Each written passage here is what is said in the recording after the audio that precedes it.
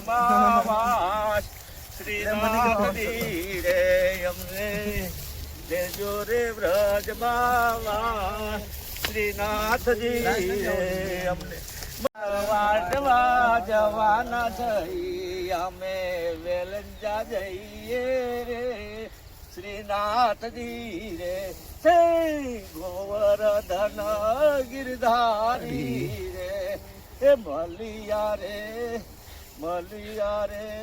મેવાડ ના શ્રીનાથજી રે બોલો શ્રી ગિરિરાજ ધરણ કી જય.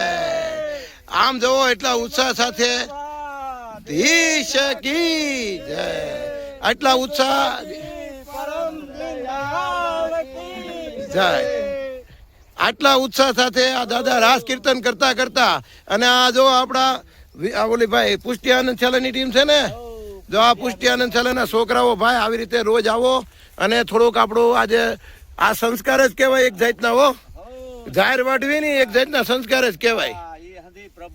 પ્રભુની કૃપા કહેવાય. એટલે આમ જોવો દીકરાઓ, વેકેશન પડ્યું છે, આપણાથી જેટલી થાય એટલી, આપણાથી તો આ સેવા જેટલી થાય એટલી. ખાલી અહીંયા આવીને આપણાથી એક પૂળો વઢાઈ ગયો ને, એ પૂળો જયારે ગાય માતાના મોઢામાં જાય ને ત્યારે તમને એના ઉપરથી આશીર્વાદ મળે અને મળે જ. બધા એમ કહેતા હતા ને કે ભાઈ ગાયોની સેવા કરવાથી શું થાય, તો તમારા જે છે ને તમારા અંદરથી તમને જે 6 મહિના તમે આ સેવા કરજો, 6 મહિના પછી તમને બધાયનાનો ભાસ મળશે. કરેલી સેવા કોઈની વ્યર્થ નથી થતી. બોલો શ્રી ગિરિરાજ ધરણ કી જય.